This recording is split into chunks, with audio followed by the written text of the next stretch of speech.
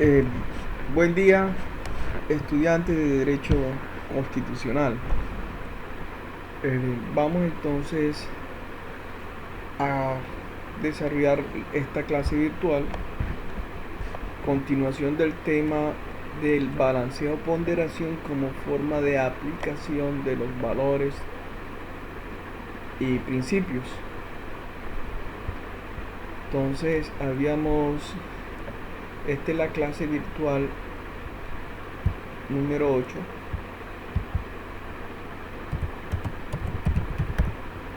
Clase virtual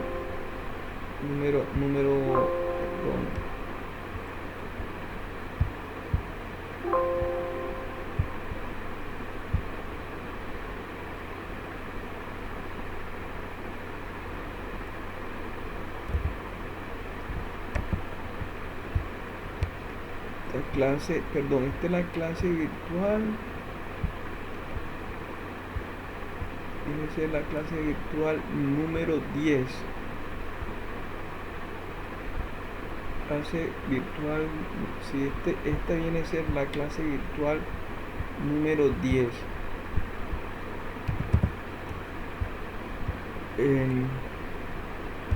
Vamos a traernos la clase anterior para acá. Clase virtual anterior para acá. En la clase virtual anterior comenzamos a explicar el balanceo ponderación, el objetivo, que tiene dos objetivos principal. El que busca es balancear o ponderar valores, principios, derechos para lograr su armonización en el caso concreto, de tal manera que el caso concreto pueda ser resuelto sin sacrificar ningún derecho. Que en caso de que no se pueda armonizar en un caso concreto, pues la tarea del balanceo ponderación va a ser la de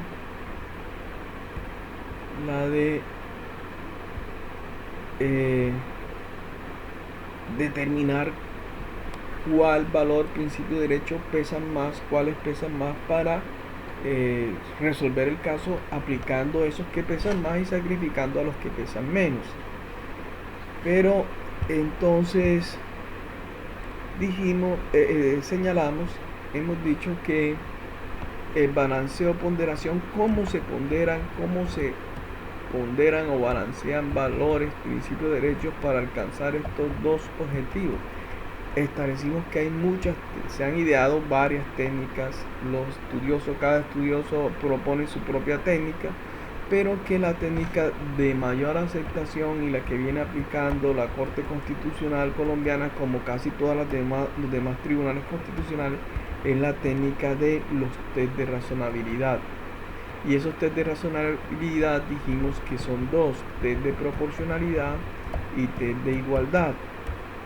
Ahora, que los objetivos de las técnicas de interpretación constitucional, sea cual sea, y por ende la técnica del balanceo de ponderación con su técnica de los test de razonabilidad, esos objetivos son tres: buscar la previsibilidad de las decisiones judiciales cuando resuelven casos con este tipo de normas, valores, principios, derechos, es decir, buscar lo que es la seguridad jurídica, tratar de que casos sustancialmente iguales sean resueltos de forma igual,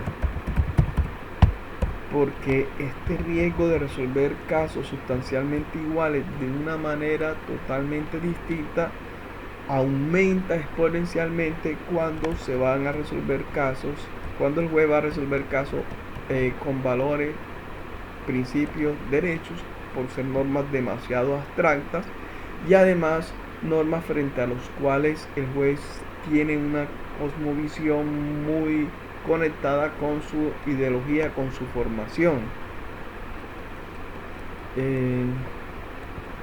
Entonces, de lo que se trata es salvaguardar la igualdad a los usuarios de la administración de justicia, a los que acuden a la administración de justicia a que le resuelvan un caso. Pues una aspiración del derecho a la igualdad, del principio de igualdad, es que su caso, que es sustancialmente igual a otro anterior, se ha resuelto de esa misma forma. Y la otra finalidad, objetivo de los métodos de interpretación constitucional, de las técnicas de interpretación constitucional y por ende de los test de razonabilidad y del balanceo de ponderación, es controlar al juez. Que el poder del juez se pueda controlar, pues si él a resolver un caso debe seguir un método, una técnica con unos pasos, pues sujetarlo a que acuda a esa técnica, porque de esa forma podrá asegurarse que su decisión sea previsible, que caso igual sea resuelto por él de manera igual. Y se me pasaba por algo, sé que se me ha pasado algo por decirle, pero no, la otra vez se me olvidó.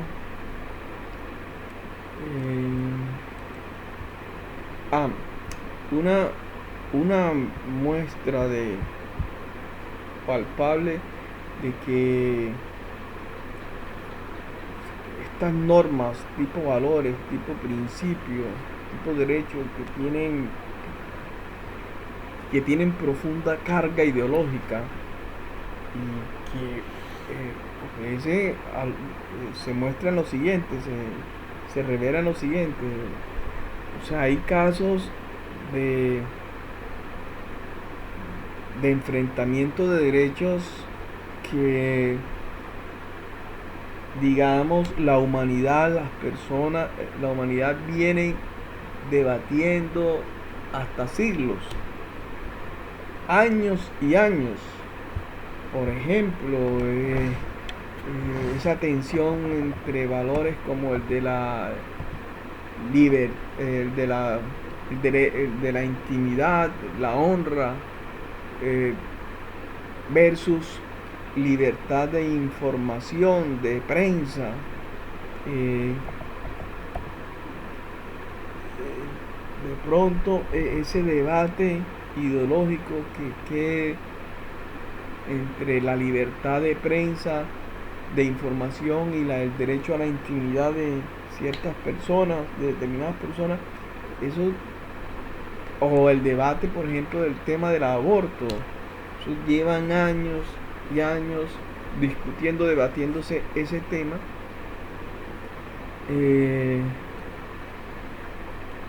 Y entonces la humanidad todavía no se ha puesto del todo de acuerdo en esa temática. Sin embargo, un juez con una acción de tutela, un caso de eso, en una acción de tutela lo debe resolver en un término de 10 días. En 10 días debe resolver un juez casos de esos, de tensión valorativa, de tensión entre valores, principios, derechos que tienen bastante carga ideológica. El juez lo debe resolver en 10 días cuando la humanidad, pues, y la humanidad no se ha puesto de acuerdo en siglos. Y bueno, pero entonces, a pesar de que la humanidad no se ha puesto de acuerdo durante harto tiempo, muchísimo tiempo, el juez, hay que buscar la forma de que la administración de justicia como institución, así esté integrada por muchos jueces, le den una respuesta uniforme a casos sustancialmente iguales, se salvaguarde el principio de igualdad. Y para eso el juez debe trabajar los casos, resolver los casos con una técnica que asegure una respuesta a ese caso jurídica y no una respuesta a ese caso con su total ideología. Entonces, esto es los objetivos de las técnicas de interpretación constitucional, de todas, y por ende del balanceo de ponderación y del test de razonabilidad. Es decir, es un objetivo de la interpretación constitucional. Para eso es que aparece en la interpretación crear nuevos métodos, los métodos de interpretación apropiados e idóneos para los valores, principios, para las normas de la parte dogmática de la Constitución, para superar todas esas dificultades de ese poder, de evitar un poder arbitrario del juez. Bueno, entonces ese se había notado en la clase virtual anterior. Vamos entonces a proseguir con el tema del balanceo o ponderación.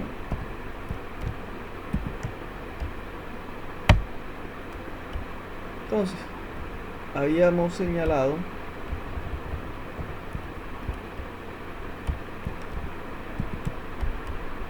que el balanceo o ponderación se realiza con los test de razonabilidad.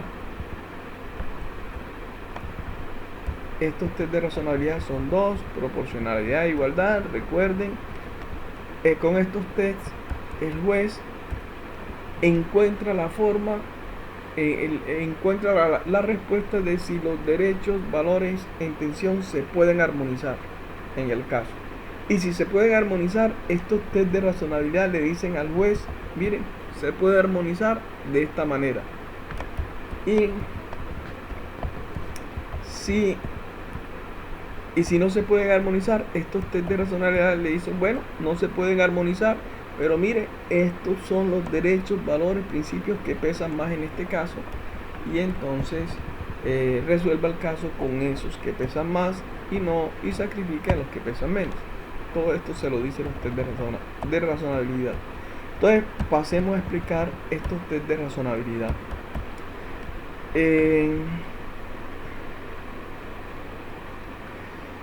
Vamos a precisar lo siguiente.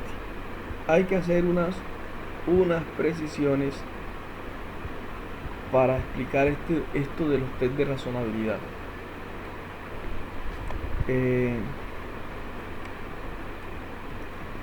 Unas precisiones. Primera precisión.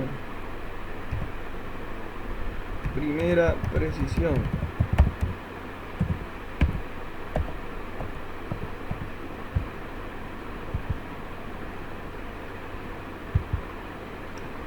Primera precisión. En que en la clase, por lo menos en esta clase virtual,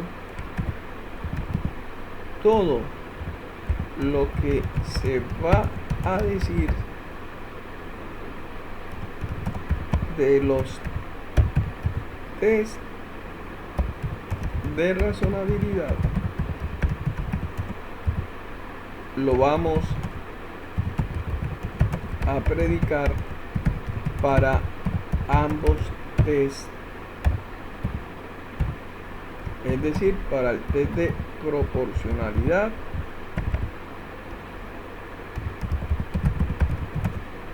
y para el test de igualdad. O sea, aquí hoy vamos a explicar, o en esta clase virtual vamos a explicar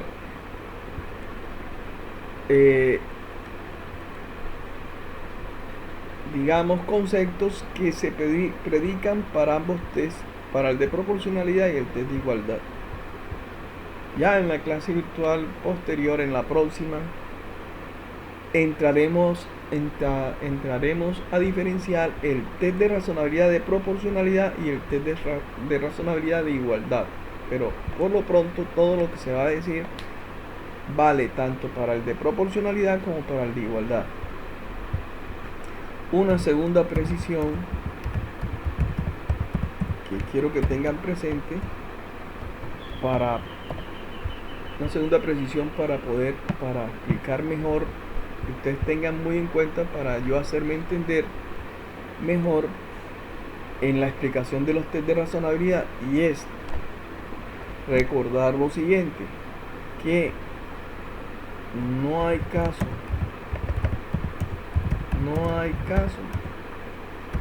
en el que no entren en colisión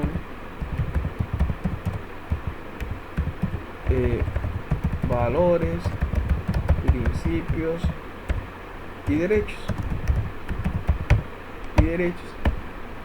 Y tercera precisión,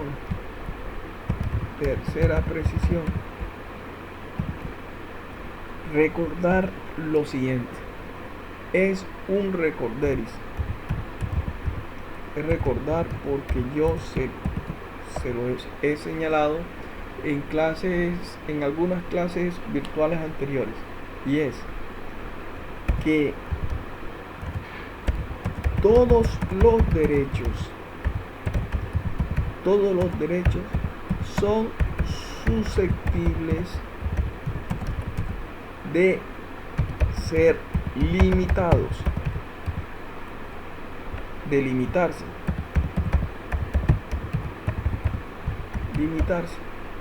E incluso recuerden que también les dije, hasta pueden ser restringidos en estados de excepción. Todos los derechos admiten limitación, siempre y cuando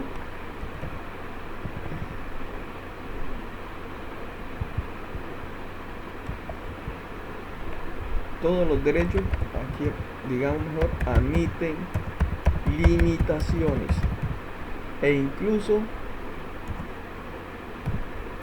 y en estados de excepción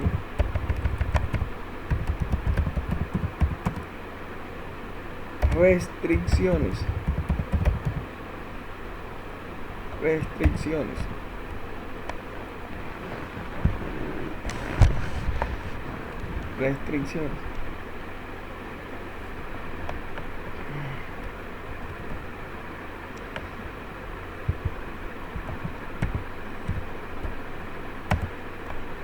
Eso lo dijimos, recuerden cuando estudiamos la diferencia entre Estado liberal y Estado social de derecho. Vean, aquí casualmente está. Dijimos, la afectación de los derechos se pueden limitar, restringir, y hay unas afectaciones que consisten en violación de los derechos, pero esas violaciones son constitucionales. Ahora, dijimos aquí una limitación, una restricción, siempre es posible. La limitación, dijimos, siempre es posible. La restricción es posible, dijimos, es posible, pero en estado de excepción. Y eso, hay algunos derechos que no se pueden restringir ni en estados de excepción. Recuerden el artículo 93 de la Constitución, bloque de constitucionalidad en sentido estricto. Y dijimos que esta limitación y restricción es posible siempre y cuando, que anotamos aquí, siempre y cuando sea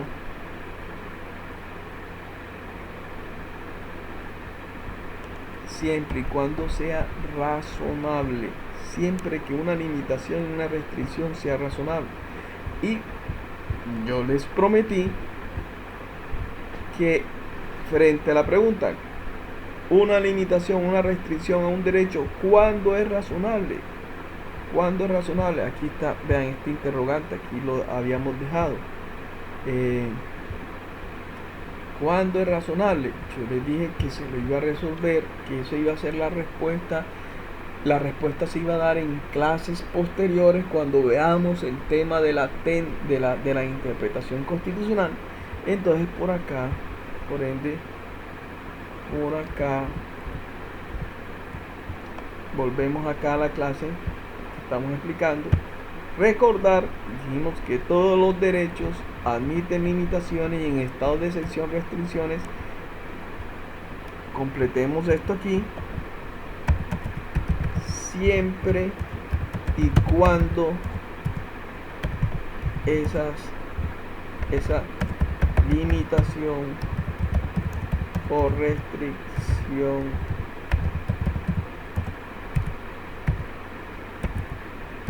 sea razonable, siempre y cuando esa limitación, esa restricción sea razonable. Sea razonable. Entonces, la respuesta, entonces viene la pregunta. Cuando una limitación o restricción es razonable.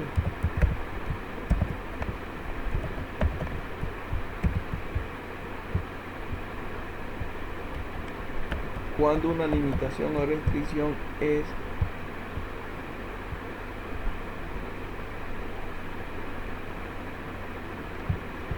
razonable. Es razonable.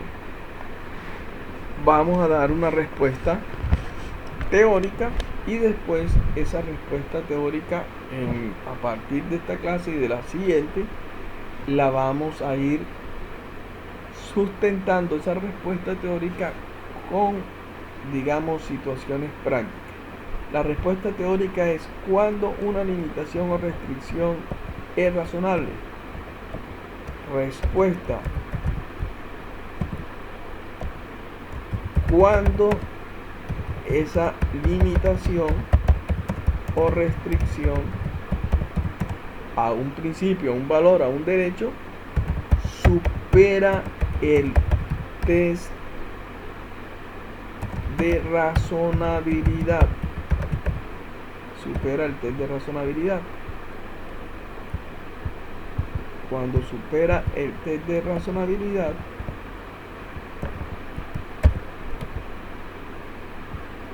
entonces, si esa limitación supera un test de razonabilidad, el test de razonabilidad, entonces es una limitación o restricción razonable. Y si es razonable, esa limitación o restricción será entonces constitucional. O sea, va a ser una afectación a un derecho que es constitucional, que entonces se debe aceptar esa limitación, esa restricción al derecho por no vulnerar la Constitución, no vulnerar el derecho que está limitando, que está restringiendo, se entenderá que no vulnera el principio, valor o derecho que está limitando, restringiendo. Entonces, estas precisiones les hago para que la tengan muy en cuenta al explicar los test de razonabilidad, tanto el de proporcionalidad como el de igualdad. Pero lo que vamos, recuerden, primera precisión, todo lo que estamos señalando y lo que vamos a seguir señalando en esta clase y en la otra, hay que predicarlos de ambos test de razonabilidad. Pues bien, entonces viene ahora lo siguiente: test de razonabilidad. Los test de razonabilidad, ambos test de razonabilidad, los test de razonabilidad, ambos test de razonabilidad, voy a esperar aquí, ambos test de razonabilidad están conformados por los siguientes pasos o juicios.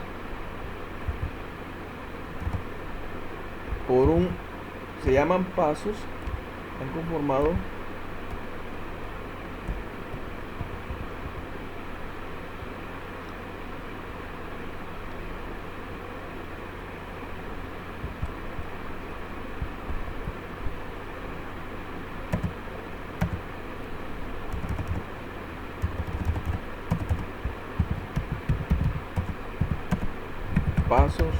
o juicios.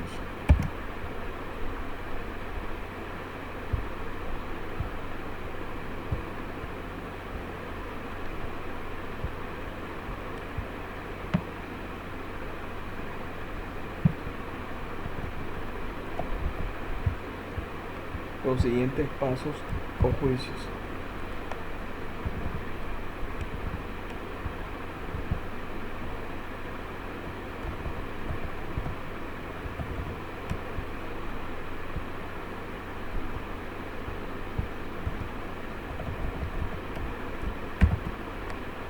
Un primer paso o juicio es el paso o juicio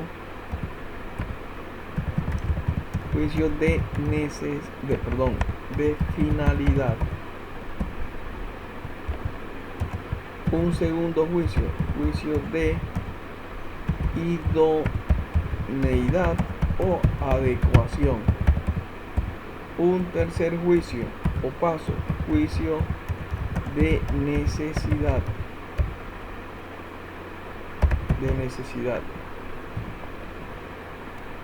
Y un tercer juicio o paso es el juicio de proporcionalidad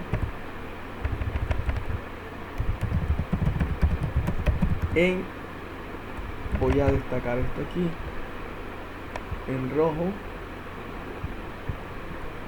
en sentido estricto.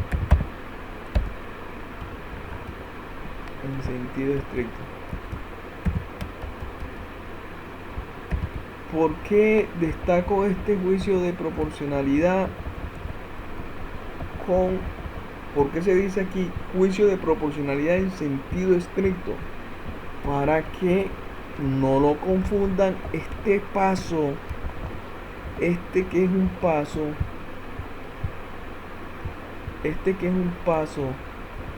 de los test de razonabilidad, es decir, tanto del test de proporcionalidad como del test de igualdad. Este juicio de proporcionalidad es un paso de los test de razonabilidad, tanto del test de igualdad como del test de proporcionalidad. Entonces, para que no confundan el juicio de proporcionalidad con el test de proporcionalidad, a la larga, todos estos test a la larga son juicios. Entonces, para que no confundan esta partecita del test de proporcionalidad y de todos los test de razonabilidad también, también del test de igualdad, para que no lo confundan con el test de proporcionalidad, que está conformado no solamente por este juicio de proporcionalidad, sino por estos otros también, juicios de idoneidad, de finalidad, de idoneidad o adecuación, de necesidad y de proporcionalidad. Entonces, por eso es que la doctrina lo cualifica diciendo juicio de proporcionalidad en sentido estricto. Entonces, tengan muy en cuenta esta denominación de este paso, para que no lo vayan a confundir con el test de proporcionalidad. Entonces, estos son los pasos o juicios de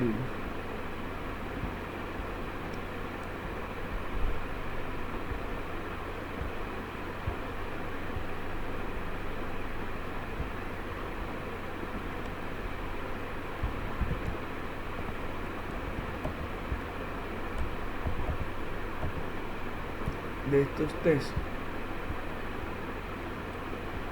¿No quedaría así? No. Así queda.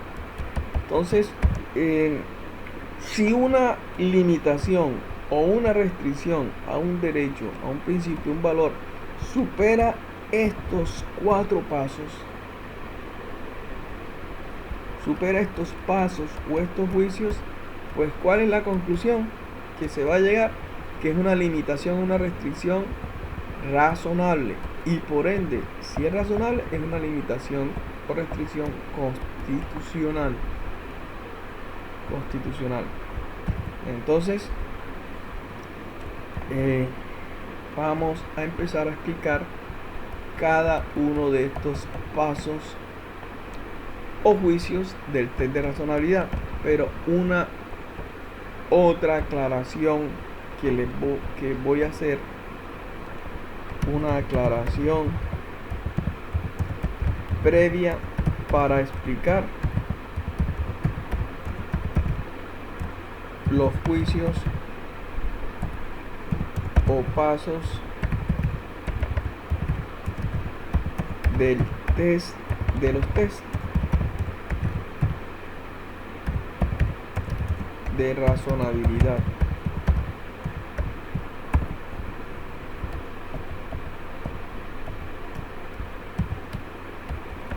¿Cuál es eso? ¿Cuál es esa explicación? Que recurrentemente voy a utilizar la expresión, recurrentemente voy a estar utilizando la expresión medida.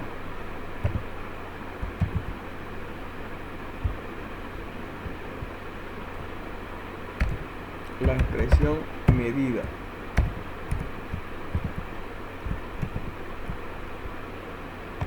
Y por medida, y por la expresión medida, ¿qué vamos a entender?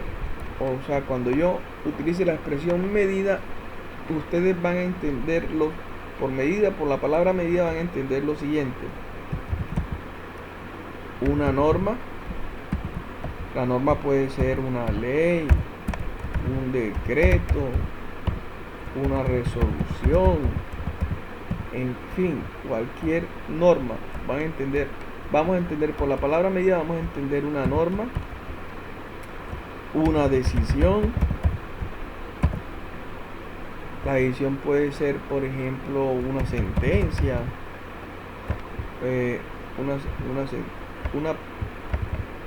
una sentencia, o una providencia,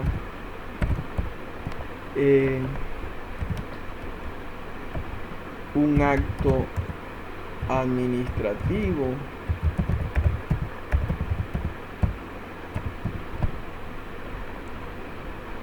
una acción. Por la palabra medida vamos a entender una acción, una omisión,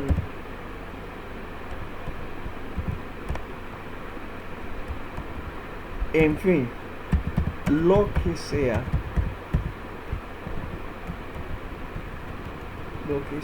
que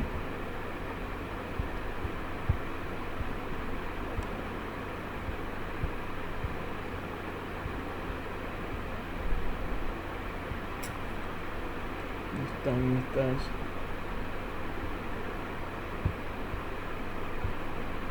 por la palabra medida vamos a entender entonces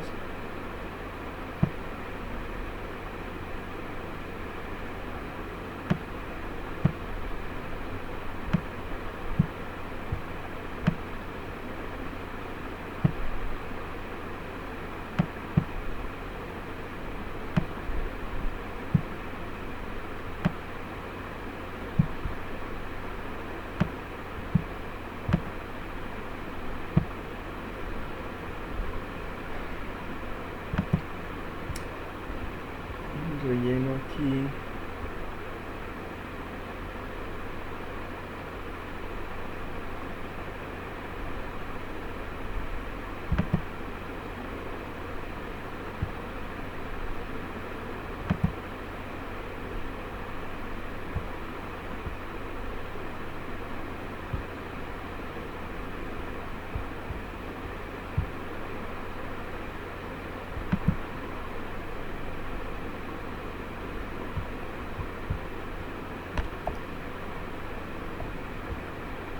Entonces, a ver, toca ponerle esto sin relleno alguno.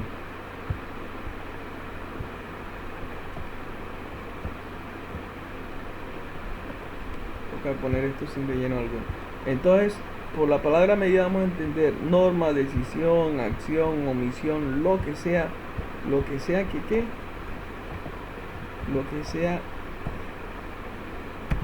que se acuse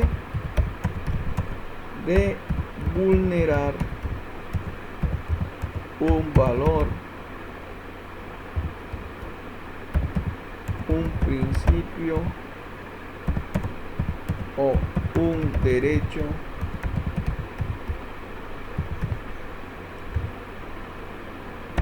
constitucional.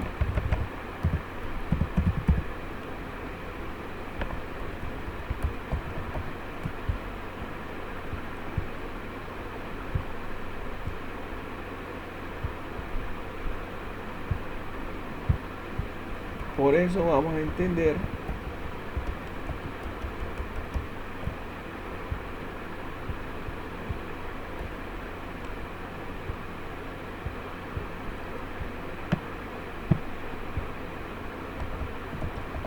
que encontré la forma. Un valor, un principio, un derecho constitucional.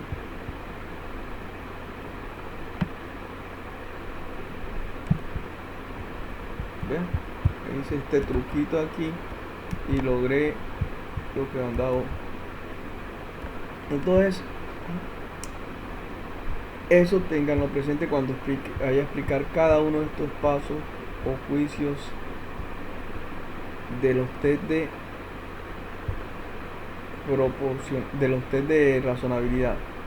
Cuando utilice la palabra medida, bueno, entiendan que me estoy refiriendo a aquello con lo cual, aquello que se está sindicando, acusando, tildando de vulnerar un principio, un derecho constitucional, porque las normas de la parte dogmática, valores, principios, derechos, esas normas se vulneran, bien sea con esto, con una norma, con una decisión, con una acción, con una omisión, con lo que sea. Entonces, pensemos, por ejemplo, que se expida una ley. Vamos a suponer que ahora en este estado de emergencia expida el presidente de la República un decreto legislativo que diga el que vulnere el aislamiento obligatorio. El aislamiento obligatorio incurrirá en pena de muerte. Alguien va a decir, este decreto está vulnerando el artículo 11 de la Constitución Política, que explícitamente dice no habrá pena de muerte. Entonces, ¿qué es lo que se dice que está vulnerando este artículo 11? Pues un decreto. Acá, cuando nosotros estemos explicando estos pasos, lo más probable es que no vamos a decir el decreto tal, sino la medida. Pues también con una acción se puede vulnerar derechos. Por ejemplo, una persona coge un revólver, un arma, la acciona, le hace varios disparos a otra y esa otra muere. ¿Cómo se vulneró ahí el derecho de la vida? ¿A través de qué? A través de una conducta positiva, de una acción positiva. Omisión. Por ejemplo, usted presenta un derecho de petición a la alcaldía de Montería, pidiéndole que aumenten los números de test de pruebas que se vienen realizando para detectar si una persona está contagiada, está infectada o no de el COVID-19. Y ese derecho de petición que usted presenta al alcalde, el alcalde no le da respuesta, y al no darle respuesta se vulnera el derecho de petición, porque el derecho de petición, según el artículo 23, tiene como núcleo esencial, artículo 23 de la Constitución Política, el núcleo, dentro de ese núcleo esencial del derecho de petición es obtener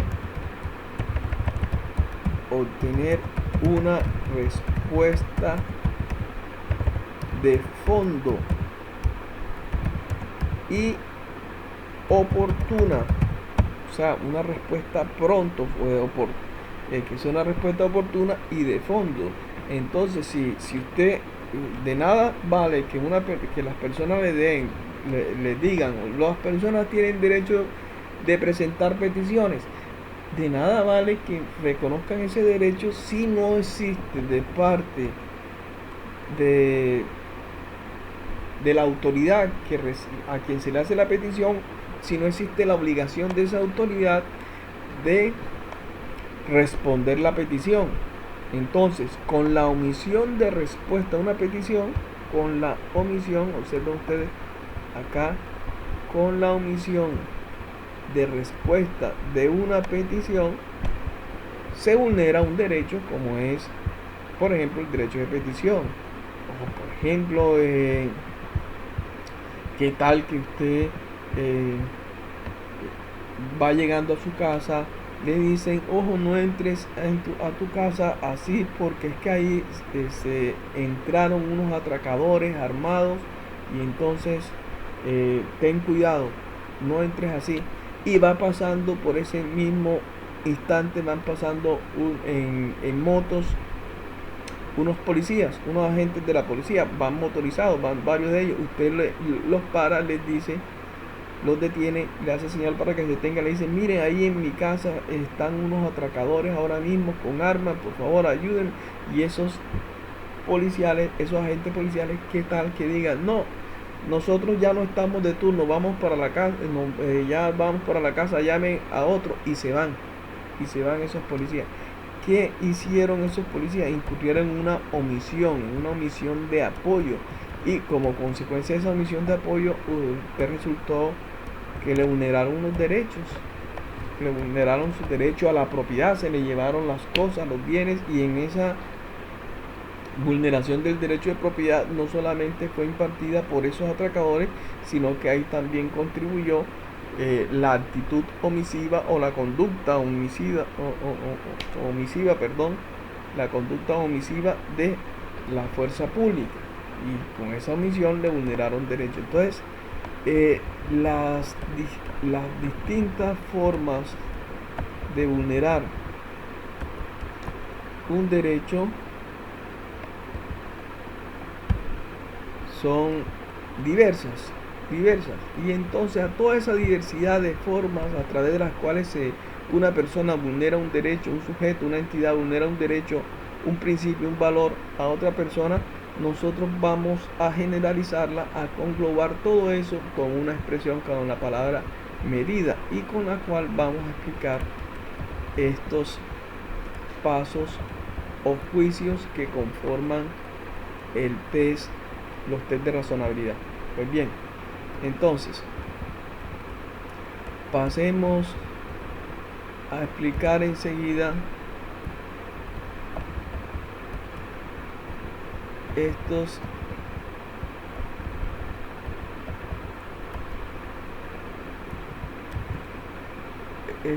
pasos o juicios del test de razonabilidad.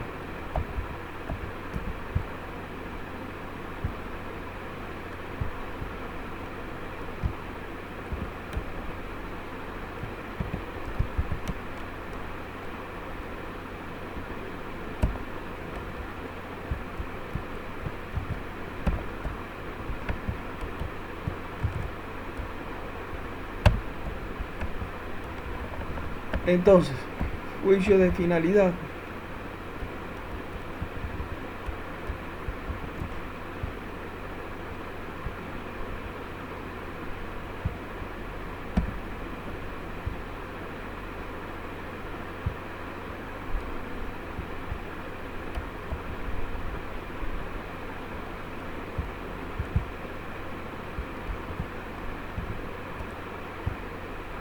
¿Por qué no se ajusta? Bueno, tocará así.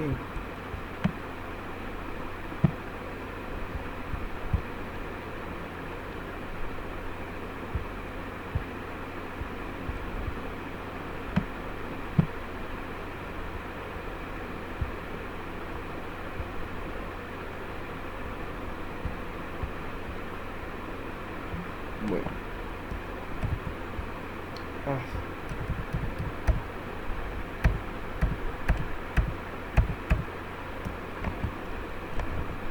Juicio de proporcionalidad.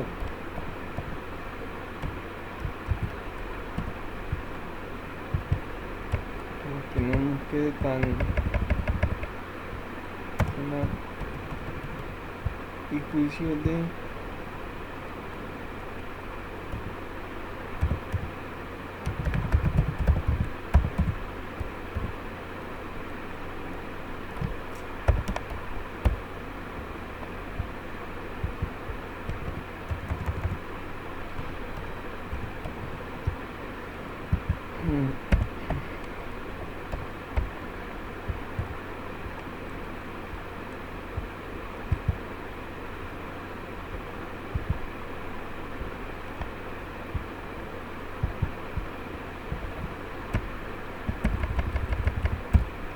bueno, entonces, juicio de finalidad.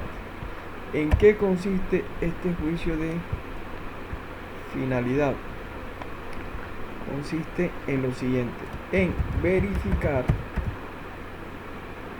consiste en verificar si la medida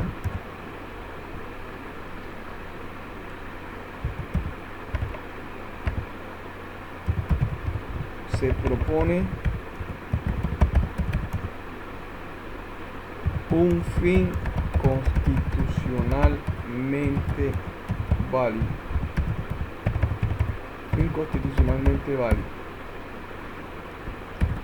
En eso consiste el juicio de finalidad. Pero antes de explicar cada uno de estos pasos, disculpen, vamos a precisar lo siguiente. Vamos a plantear este caso. Vamos a plantear un caso en donde entra en tensión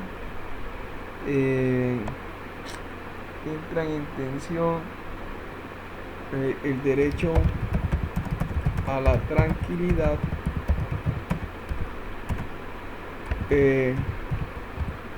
versus libertad de culto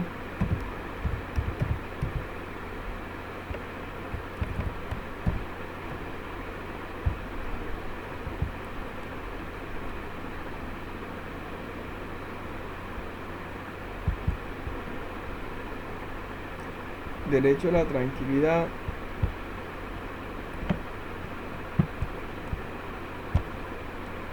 versus libertad de culto e incluso igualdad. Y vamos a resolver este caso sin ninguna técnica, sin aplicar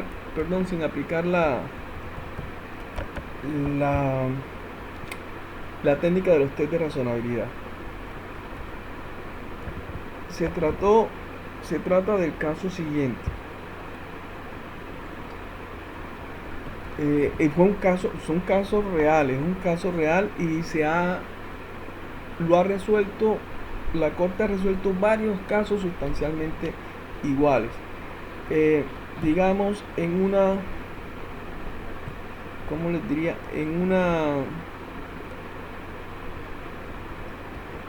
En una zona residencial, este es, digamos, la casa de A. Aquí queda un templo de una iglesia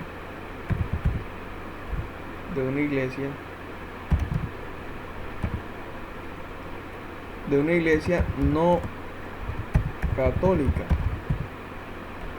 Esta es la casa de B. Entonces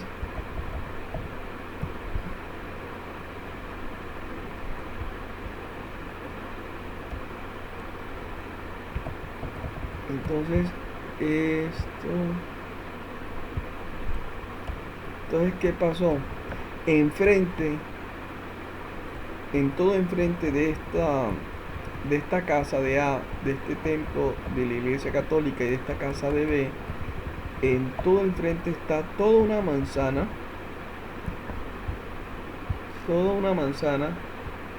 en donde está una iglesia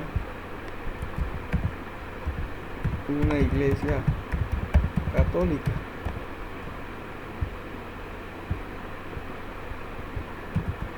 esta es una iglesia católica. Y resulta que los señores A y B presentan una acción de tutela pues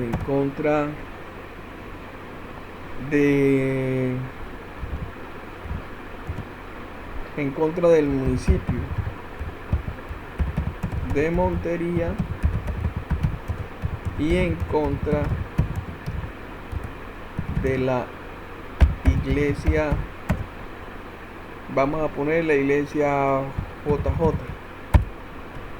o sea, la iglesia que tiene este templo aquí, en esta zona residencial.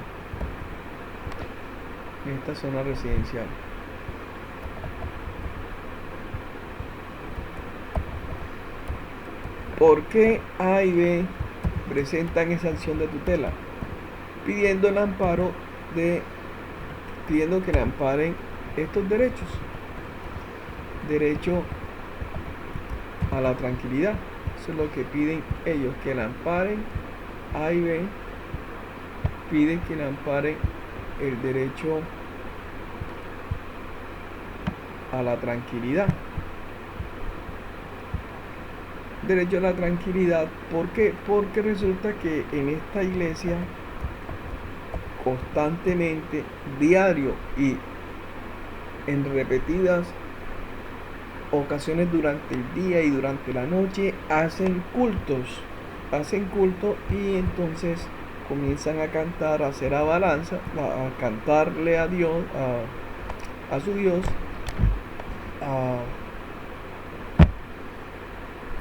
y entonces eso es con mucha frecuencia durante todo el día, incluso durante la noche, y ellos A y B escuchan todo ese culto, todos esos cantos, y entonces ellos dicen que no están tranquilos, le están afectando su tranquilidad en su casa, en su residencia, y entonces piden al municipio de Montería que ordene cerrar esta iglesia o que sea trasladada esta iglesia a una zona, a un barrio no residencial, porque le están afectando a A y a B el derecho a la tranquilidad. Por su parte,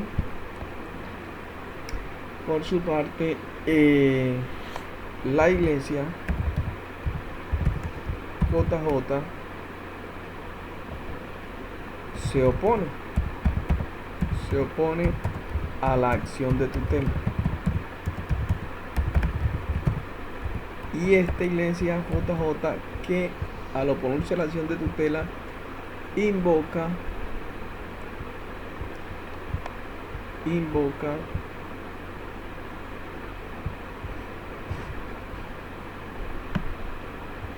estos derechos.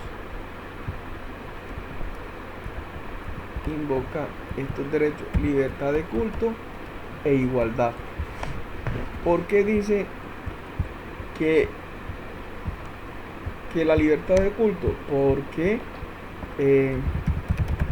libertad de culto, porque ese derecho de la libertad de culto implica que ellos tienen la libertad de la libertad de culto y la libertad de religión tienen que diferenciar, que la libertad de religión es algo interno, pues cada persona tiene derecho a escoger la religión de su creencia, y la libertad de culto es que entonces las personas que tienen una determinada religión tienen la libertad de realizar los cultos que esa religión señala, dispone. Y entonces en esta religión dispone que los cultos que se alaba al Señor, se honra el amor a Dios, pues cantándole, haciéndole alabanza.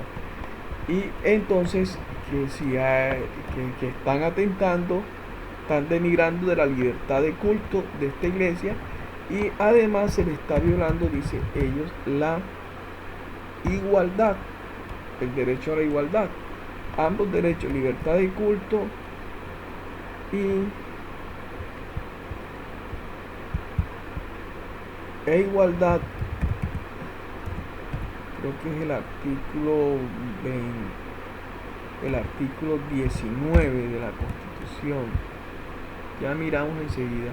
Artículo 19 de la Constitución. Ambos derechos, libertad de culto e igualdad.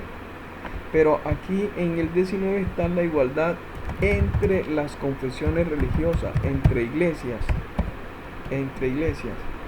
Miremos aquí. Constitución, artículo 19. Aquí, observen ustedes, se garantiza la libertad de cultos. Se garantiza la libertad. Todas las confesiones religiosas e iglesias son igualmente libres.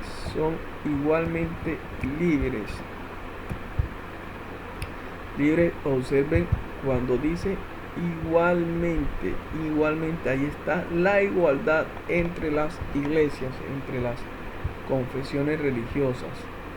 Entonces, ellos invocan la igualdad entre la iglesia, porque ellos dicen, ¿por qué están pidiendo que nosotros salgamos de esta zona residencial cuando en todo el frente de esta manzana, enfrente de nosotros y enfrente de los accionantes, está toda una manzana en donde está funcionando una iglesia católica?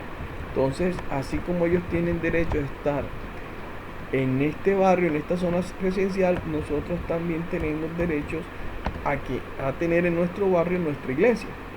Entonces, en esos términos, la iglesia se opone a la prosperidad de la acción de tutela que presenta A y B. Estos casos lo ha resuelto varias veces la Corte Constitucional. Entonces, la primera vez que se presentó este caso, la Corte Suprema de Justicia, la Corte Constitucional, la Corte Suprema de Justicia negó la acción de tutela a quienes invocaban el derecho a la tranquilidad frente a iglesias que invocaban la libertad de culto e igualdad. ¿Por qué? Porque la Corte Suprema de Justicia antes, en un principio, a la primera década del 90, o sea, a los inicios de la Constitución del 91, la Corte Suprema de Justicia decía que la acción de tutela, ustedes saben que con la acción de tutela se protegen ¿qué derechos? Se protegen derechos, ojo, voy a destacar la palabra constitucionales fundamentales. ¿Por qué estoy destacando a propósito? ¿Por qué estoy destacando a propósito esto de constitucionales? Porque cuando muchas veces uno pregunta ¿qué derecho se protege con la acción de tutela? Dicen de una vez derechos fundamentales. Sí, derechos fundamentales, pero no cualquier derecho fundamental. Debe ser un derecho fundamental que esté en la Constitución, que sea constitucional, que tenga jerarquía constitucional. Y obviamente los que tienen jerarquía constitucional son los que están en la Constitución. Y obviamente hay que recordar que la Constitución, su parte dogmática, no solamente su articulado formal, sino todo lo que dijimos en las clases y en las primeras clases de qué era la parte dogmática. Recuerden el bloque de constitucionalidad en sentido estricto, demás. Entonces, aquí en nuestra Constitución, miremos artículo 86. Observen ustedes el artículo 86, que es el que consagra la acción de tutela. Toda persona tendrá acción de tutela. Acción de tutela. ¿Para qué la acción de tutela? ¿Para qué? Para reclamar ante los jueces en todo momento y lugar, mediante un procedimiento preferente y sumario por sí misma o por quien actúe a su nombre, la protección inmediata de qué? observen ustedes, de derechos constitucionales fundamentales. Destaco aquí que no solamente es fundamental, que sea fundamental, sino también constitucional, derechos constitucionales fundamentales. Entonces, ¿por qué les traigo a colación esto? Porque la Corte Suprema de Justicia decía, bueno, la acción de tutela protege derechos constitucionales fundamentales. Pues bien, resulta que el derecho a la tranquilidad,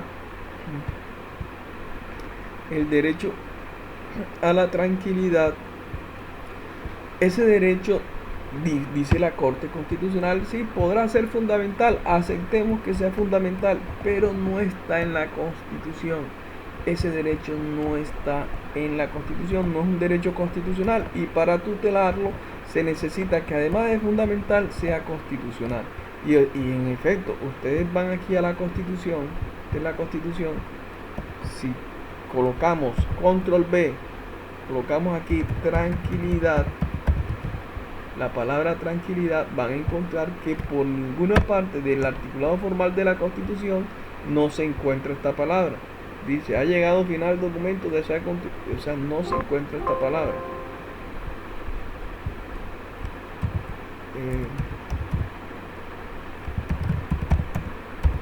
Artículo 86, ¿será que estos tienen artículo? Artículo 86 sin tilde. Entonces aquí estamos al artículo 86. Entonces dice la Corte, eso no está en la Constitución, ese derecho a la tranquilidad. Y el primer caso que le correspondió a la Corte Suprema, el primer caso de estos que se presentó, lo resolvió la Corte Suprema de Justicia. Y la Corte Suprema de Justicia, cuando lo resuelve, dice, no se tutela, se niega la tutela del derecho a la tranquilidad, porque si bien puede ser fundamental, no es constitucional. Resulta que todas las acciones de tutela van,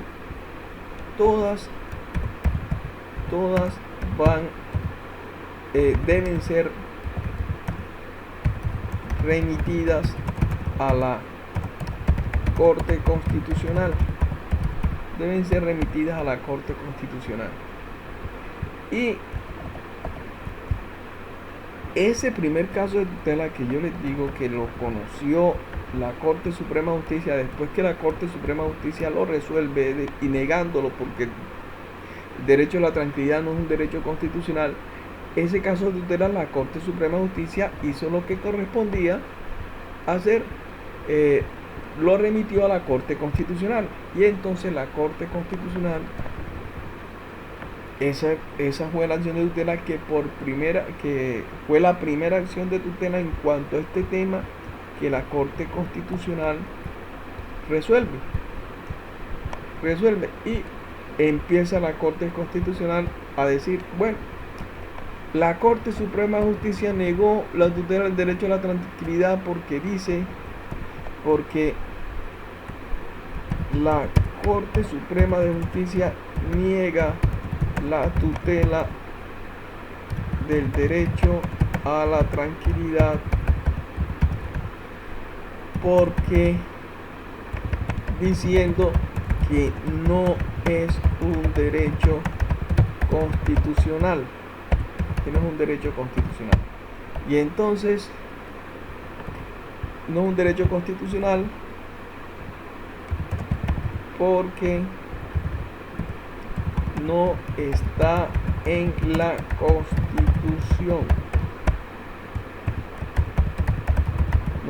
Constitución.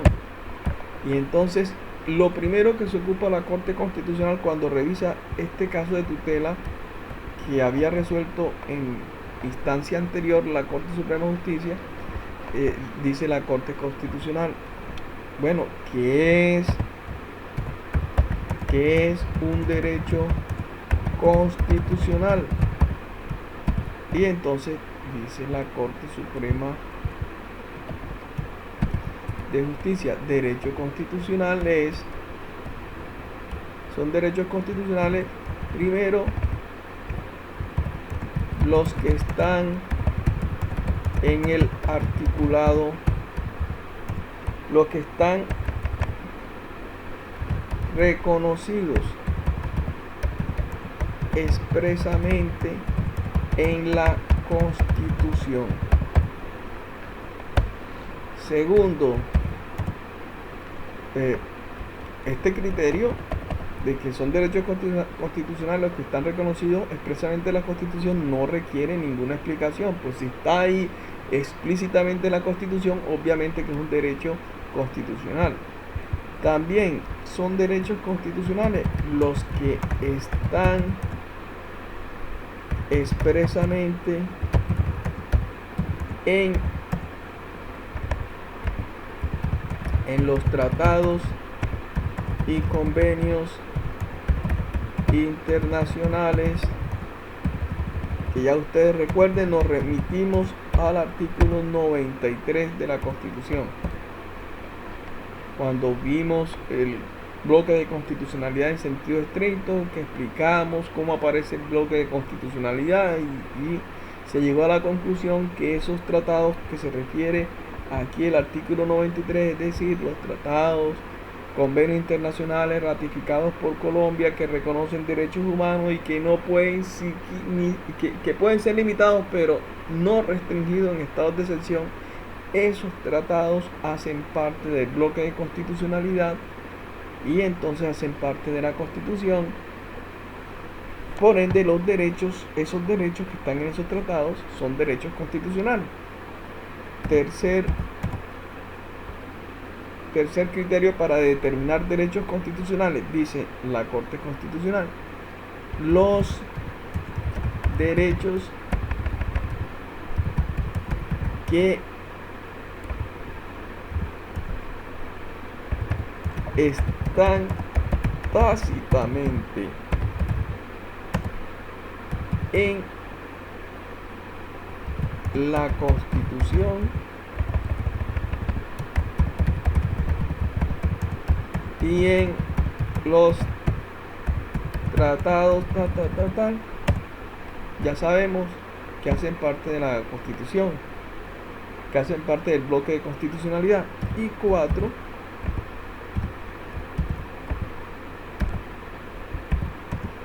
también son derechos constitucionales, dicen los derechos inherentes a la persona humana. Y este criterio de inherente a la persona humana, ¿en qué norma la fundamentó la Corte Constitucional? La fundamentó en el artículo 94, porque el artículo 94 de la Constitución señala lo siguiente. Vamos a mirar acá. Artículo 94 dice: la enunciación de los derechos y garantías contenidos en la Constitución y en los convenios internacionales vigentes no deben entenderse como negación de otros que, siendo inherentes a la persona humana, no figuren expresamente. Entonces, cuando aquí la norma dice los derechos que están en la Constitución, en el bloque de constitucionalidad, o sea, convenio, tratado, no entiendan que no están negando los derechos que son inherentes a la persona humana.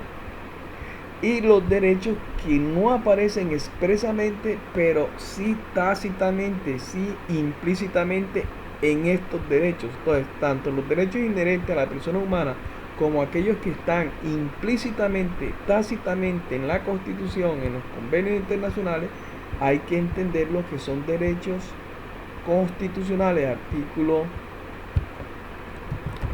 94. Artículo 94. Estos derechos que no están expresa o tácitamente, estos derechos los llaman también, es conocido con el nombre de derechos constitucionales innominados. innominados. Derechos constitucionales innominados. Entonces la Corte Constitucional dijo, ojo que los derechos constitucionales no son solamente los que están expresamente en la Constitución, también los que están en los tratados y convenios internacionales, también los que están, aunque no expresamente, sí tácitamente, en la Constitución, en el bloque de constitucionalidad, y también son derechos constitucionales los inherentes a la persona humana.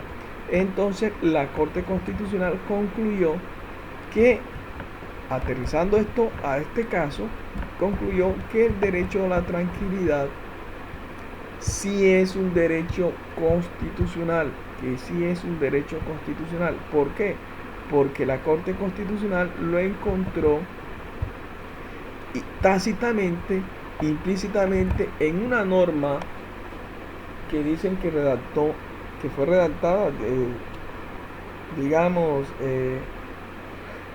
chistosamente dicen que fue redactada por un boyacense en este artículo 28. Toda persona es libre. Y observen ustedes, nadie puede ser molestado en su persona. Por eso es que dicen que fue redactado por un boyacense, porque dice, nadie puede ser molestado en su persona. O familia, ni reducido a prisión. Cuando dice aquí que nadie puede ser molestado, es porque están diciendo que no lo molesten, déjenlo tranquilo, que ahí está tácitamente el derecho a la tranquilidad. Entonces concluyó la Corte Constitucional, no tenía razón la Corte Suprema de Justicia en negar la tutela, en negar la acción de tutela con el argumento de que el derecho a la tranquilidad, si bien es fundamental, no es constitucional. Entonces, y ya, para desatar de fondo el caso, resolver de fondo el caso, ¿qué dijo la Corte? Bueno, aquí se observa que hay dos tensiones de derechos: derecho a la tranquilidad versus libertad de culto e igualdad. Y ahí es donde la Corte comenzó a hablar, a decir, lo primero que se debe hacer es tratar de resolver el caso tratando de no sacrificar ninguno de estos derechos, ni el de tranquilidad ni el de la libertad de culto. Y es posible resolver el caso tratando de armonizar todos estos derechos. ¿Cómo? Diciendo, vea, no vamos a sacrificar la igualdad entre la iglesia ni la libertad de culto. Ustedes, iglesia, quédense aquí. Ustedes se quedan aquí en este inmueble operando su iglesia, haciendo sus cultos, y hagan los cultos así como lo hacen. Pueden seguir cantando, pero para realizar esos cultos ustedes van a adecuar este inmueble, le van a hacer unas obras para que este inmueble quede insonorizado. O sea, los sonidos que ahí se produzcan no lleguen a los vecinos. Adecúen este inmueble de tal manera que todo lo que ustedes ahí canten no lo escuchen ni A ni B, no se escuchen ni en la casa de A ni en la casa de B. Y de esa forma resuelve el caso, logrando armonizar estos derechos: libertad de culto y igualdad versus tranquilidad. Lo resuelve. Entonces, ¿qué es lo que pretendemos hacer nosotros a partir de ahora? Bueno, ya de la clase anterior, que estos casos aquí sean resueltos, que la forma de armonizar un derecho, los derechos, los principios, los valores, la respuesta para armonizar valores, principios y derechos no provengan, sean el resultado de una metodología, de una técnica, y no sea resultado de algo así como que se le vino a la cabeza al juez, a la corte, de algo así como que, que le llegó así de repente, bueno, ya tengo la idea, así es que se resuelve. No, que eso sea producto de una técnica, de un método, a tal punto que esa técnica, ese método pone al descubierto la forma de armonizar o de armonizar esos principios, esos valores, esos derechos, y entonces el juez lo que hace es simplemente descubrirlo fácilmente con esa técnica, con ese método. Entonces, eso es lo que pretendemos hacer explicando estos métodos, estos pasos del test de razonabilidad. Pero entonces ya eso no podrá ser en esta clase virtual porque se nos ha hecho extensa. Pero antes de terminar esta clase, se me pasaba a mí por alto este objetivo principal del balanceo ponderación, que es balancear o ponderar los valores o principios del derecho para lograr su armonización. Este objetivo se conoce también, algunos doctrinantes, algunos constitucionalistas lo han denominado principio de armonización concreta, y también le han dado el nombre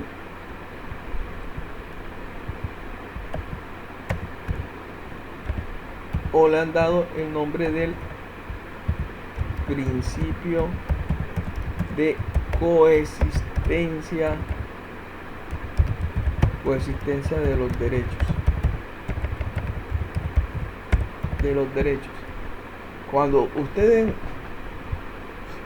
seguramente se ponen a leer libros de este tema, por ejemplo, libro de el derecho de los jueces, de López Medina, el derecho de los derechos de Bernal Punido, en fin, es probable que ustedes encuentren la expresión, la denominación, la alusión a el principio de coexistencia de los derechos o el principio de la armonización concreta. Eso se está haciendo referencia a lo que nosotros aquí hemos llamado objetivo principal del balanceo ponderación, que es sopesar, balancear, ponderar los valores, principios y derechos para lograr su armonización concreta. Por favor, esto que no se les olvide, o sea, que este objetivo principal lo denominan principio de armonización concreta o de coexistencia de los derechos. Entonces, en la próxima clase virtual sí empezaremos a explicar los pasos de los test de razonabilidad. Entonces, hasta la próxima clase virtual.